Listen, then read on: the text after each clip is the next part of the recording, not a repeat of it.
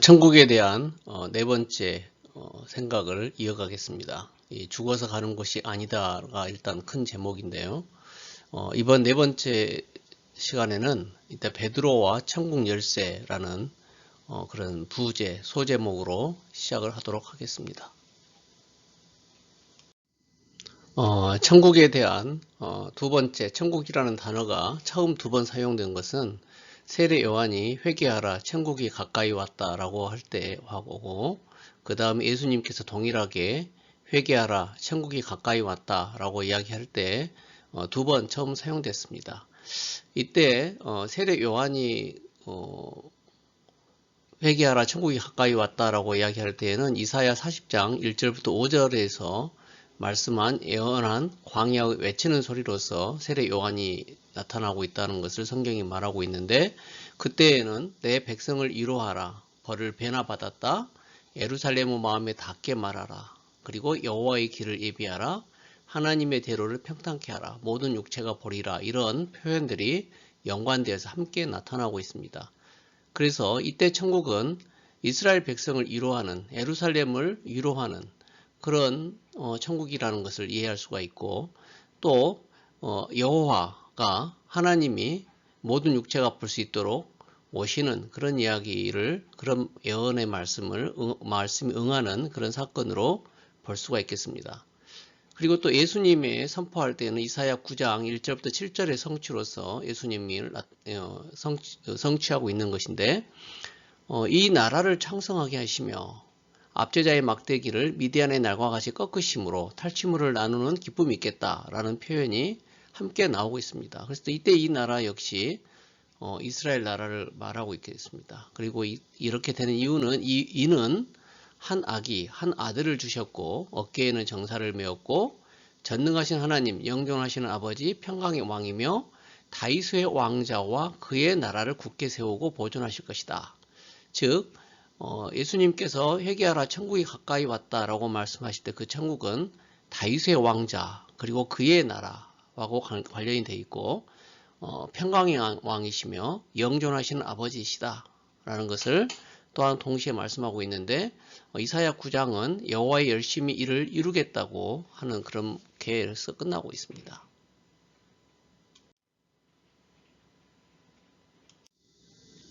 이렇게 두 번 세례 요한과 그리고 예수님이 천국을 선포하신 후에 예수님께서는 이제 제자들을 통해서 천국 복음을 전파하시게 하는데, 마태복음 5장과 7장까지 이렇게 천국 복음 및 규범을 선포하십니다. 그리고 5장에서 팔복이 나오는데, 팔복에서 두 번 시작할 때와 끝날 때 천국이 언급되고 있습니다. 그리고 7장까지 추가적으로 사회가 추가되고 있는데, 이때의 천국에 대한 말씀을 보면 행함이 강조되고 있는 것을 볼 수가 있습니다. 우리가 지금까지 교회에서 은혜로 구원받는다 할 때하고 약간 분위기가 많이 사뭇 다른 것을 확인할 수가 있습니다. 그리고 8장부터 9장까지 예수님께서는 연속적인 표적을 나타내심으로써 이제 예수님께서 구약에 약속되어 있는 보내시기로 약속되어 있던 메시아임을 왕임을 이렇게 표적으로 보여주셨는데, 이 과정에 천국이 1회 더 추가됩니다. 그리고 10장과 11장에서는 예수님께서 제자들을 사도로 바꿔 부르시고 이스라엘 백성들에게 다니면서 천국을 선포하도록 그렇게 말하고 있는데, 이때 3회가 추가되어서 총 33회 중에서 여기까지 12회가 언급이 되고 있었습니다. 그리고 이렇게 예수님께서 제자들을 보내서 천국을 선포했지만 바리새인들이 12장에서 예수님을 배척하면서 예수님께서 기적이나 표적을 베푸시는 것이 바알세불을 힘입어서 표적을 베푸신다라고 비난하면서 배척하는 일들이 기록되어 있습니다. 천국을 이제는 비유를 들어서 설명하시기 시작하는데, 이 천국 비유를 들어 설명하는 가운데 천국이라는 표현이 8회가 더 추가가 됩니다. 비유를 들어서 설명한 이유는 예수님을 바알세불을 힘입어서 귀신을 쫓아낸다고 배척했던 바리새인들, 이런 사람들이 천국 비밀을 알지 못하도록 하는데 그 목적이 있었습니다. 마태복음 13장 10절에 보니까 제자들이 예수께 나와 이르되 어찌하여 그들에게 비유로 말씀하시나이까? 이때 그들은 예수님을 배척했던 자들이죠. 그래서 대답하여 이르시되 천국의 비밀을 아는 것이 너희에게는 허락되었으나 그들에게는 아니 되었나니 라고 하면서 비유를 들어 설명하시는 이유가 잘 깨닫게 하려고 비유를 든 게 아니고 들어도 깨닫지 못하도록 하려고 비유를 든 것이라는 사실을 예수님께서 명확하게 말씀하셨습니다. 이 내용은 또 더 이어서 13장 14절부터 15절까지 예수님께서 이사야의 예언이 바로 응한 것이라는 것을 다시 한번 확인해 주십니다. 깨닫지 못하게 하는 것이죠. 이걸 또 우리가 봐야 될 것이 천국의 비밀이라고 말을 하고 있습니다. 이게 천국의 비밀인데 이 모든 자들이 다 깨닫게 하는 게 아니고 사실은 이렇게 받을 만한 자, 이렇게 순종하는 자, 제자들에게는 천국의 비밀을 아는 것이 허락되어 있었지만 예수님을 배척하거나 하는 자들에게는 천국의 비밀을 깨닫지 못하도록 하는 것이 이렇게 비유를 들어 설명한 이유인 것입니다.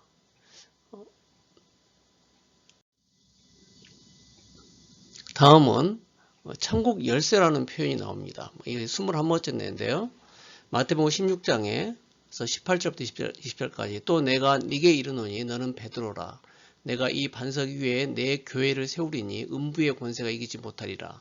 내가 천국 열쇠를 내게 주리니 내가 땅에서 무엇이든지 매면 하늘에서도 매일 것이요 내가 땅에서 무엇이든지 풀면 하늘에서도 풀리리라 하시고 이렇게 말씀하실 때 천국이란 단어가 또 한번 사용이 되는데요.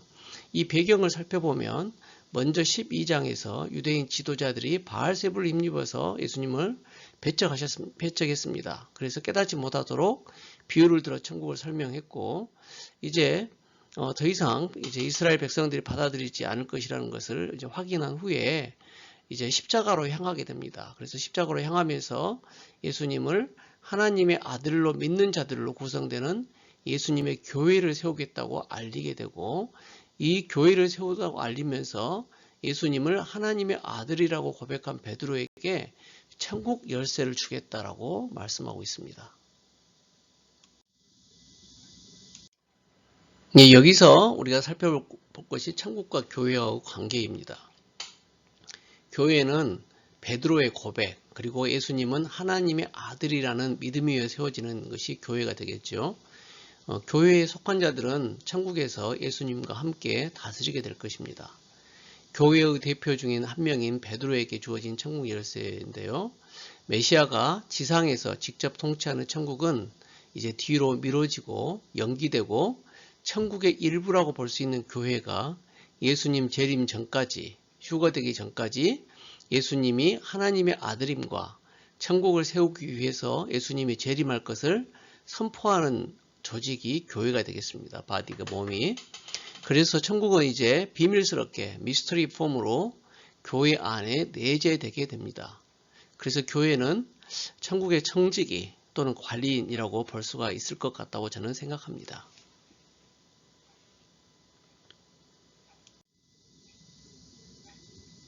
천국과 교회의 역할을 보면 교회가 천국을 대신하거나 대체하는 것, 그것이 아니고 같은 것도 아닌 것을 알 수가 있습니다. 베드로의 믿음 위에 예수님께서 당신의 교회를 세우겠다고 말씀하셨습니다. 그리고 베드로가 여기서 교회의 대표라고 볼 수가 있겠는데 베드로에게 천국 열쇠를 준다고 하였으니까 천국과 교회가 같은 것은 아닌 것이죠. 오히려 교회가 천국 열쇠를 줬다고 말은 천국에 들어가고 나가는 것 허락을 해준다고 볼 수도 있겠고 천국에서 여러 가지 역할을 한다고 볼 수가 있겠습니다.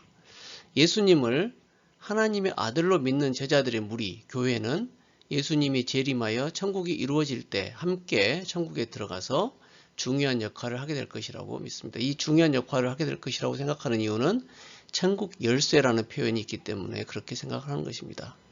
교회는 천국이 오는 것을 선포하고 그리고 그 천국이 이루어지는 것을 기다리는 그런 바디가 되어야 할 것입니다.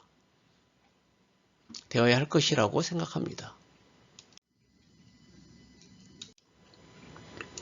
이 베드로에게 허락했던 천국 열쇠가 천국에 들어가는 것을 허락하는 그런 어떤 역할을 한다고 살펴볼 때, 생각했을 때 이어지는 사도행전 2장에서 보시면 초기에 베드로가 이렇게 복음을 선포했을 때 그들이 회개해서 신도의 수 3천이나 되하는 사건, 그리고 사도행전 8장에 사마리아도 하나님의 말씀을 받았다 함을 듣고 베드로가 가서 두 사도가 베드로와 요한이 가서 안수함에 성령을 받았던 사건, 그리고 사도행전 10장에서 이제 고넬료의 집에서 베드로가 이렇게 말씀을 전할 때 성령을 받았던 사건, 이런 걸 볼 때 이들이 즉 이방인, 고넬료로 나타나는 이방인, 그리고 사마리아 사람들, 그리고 유대인들 모두에게 이제 교회에 들어갈 수 있는, 교회의 멤버가 될 수 있게 해줬는데, 교회의 멤버가 되면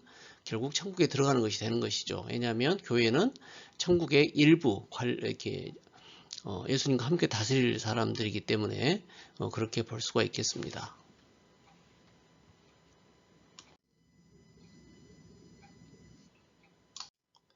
또한 천국 열쇠를 받았다 그 말은 일종의 재판, 심판하는 권한이 있다고 볼 수가 있겠습니다. 사도행전 5장에서 보면 아나니아와 삽비라가 거짓말할 때 그들에게 심판을 했을 때 그들이 바로 죽는 사건이 기록이 됩니다. 그 다음에 사도행전 8장에서는 베드로가 이르되 네게 하나님의 선물을 돈 주고 살 줄로 생각하였으니 내 은과 네가 함께 망할지어다. 하나님 앞에서 내 마음이 바르지 못하니 이 도에는 네가 관계된 것도 없고 분깃될 것도 없느니라. 이런 말을 할 때 보시면 이렇게 마음이 바르지 못하다라고 판단하는 것을 볼 수가 있습니다. 그리고 고린도전서 6장에 보면 성도가 세상을 판단할 것을 너희가 알지 못하느냐. 이때 성도는 지금 천국 열쇠를 받은 어떤 베드로로 예표되는 교회의 멤버인 것이죠. 그래서 세상도 너희에게 판단을 받겠거든. 지금 세상을 판단하는, 재판하는 그런 역할을 성도가 맡게 된다는 것이죠. 지극히 작은 일 판단하기를 감당하지 못하겠느냐. 이런 말씀. 우리가 천사를 판단할 것을 내가 알지 못하느냐. 그러하거나 하물며 세상 일이라. 이렇게 말씀하고 있습니다. 그래서 천국 열쇠를 받았단 말은 심판하는 권한, 예를 들면 재판, 판단하는 그런 권한이 주어졌다라고 볼 수가 있겠습니다.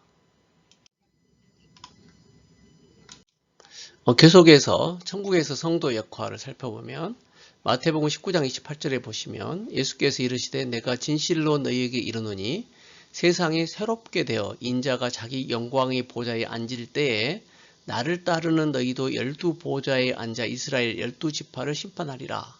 이런 말씀을 예수님께서 직접 하셨거든요. 이 세상이 새롭게 된다. 이건 이때 세상은 뭐 영적인 세상을 의미하는 게 아니죠. 이 지구상에 있는 세상을 말할 텐데 세상이 새롭게 되는 즉 천국을 이야기합니다. 그때 천국이 되면 인자가 즉 이때 천국은 예수님이 재림해서 세워지는 그 나라를 말하는 것이죠. 인자가 영광의 보좌에 앉을 때 나를 따르는 제자들 너희도 12보좌에 앉아서 이스라엘 12지파를 심판하겠다 라고 예수님께서 말씀하셨습니다. 그리고 누가복음 19장에서 12절부터 13절 그리고 17절부터 19절에 보시면 어떤 귀인이 왕위를 받아가지고 오려고 먼 나라로 갈 때 이런 말 있죠. 어떤 귀인이 왕위를 받아가지고 오려고 먼 나라로 갈 때 이때 귀인은 예수님이시겠죠. 왕위를 받아가지고 오려고 하는 것은 지금 하나님께 가서 왕위를 받아가지고 재림하실 때 이야기시죠. 내가 돌아올 때까지 장사하라 하니라 이렇게 했습니다. 그래서 이제 잘한 종에게는 10고을 권세를 차지하라. 그리고 이렇게 한 문화로 5문화를 만들었다 하는 자에게도 5고을을 차지하라. 권세, 10고을 권세, 다스리는 권세를 말하는 것이죠. 그래서 예수님이 초림하셔서 이제 승천하시고 다시 오실 때까지 이게 종으로서 맡은 바 일들을 잘 하고 있을 때에 그에 합당한 다스리는 권세가 주어지는 것을 그 어디겠습니까? 당연히 천국에서 주어지는 것을 성경이 말하고 있다고 저는 생각하고 있습니다. 이어서 더 살펴보면 디모데후서 2장 11절에서 12절까지도 보시면 미쁘다 이 말이여 우리가 주와 함께 죽었으면 또한 함께 살 것이요 참으면 또한 함께 왕 노릇할 것이요 우리가 주를 부인하면 주도 우리를 부인하실 것이라. 우리가 주님과 함께 죽었다 십자가에서 죽었다 이렇게 믿는 자들이 교회 예수님 따르는 제자들이겠죠. 그런 자들은 이렇게 주님과 함께 왕 노릇하는 것입니다. 어디서요? 영적인 하나님 나라에 가서 하나님과 함께 있는 곳에서 한다는 말이 아니겠죠. 세상에서 천국이 이루어질 때 거기서 10고을 또는 5고을을 다스리는 왕 노릇을 하게 될 것이다 라고 성경이 말하고 있는 것 같습니다.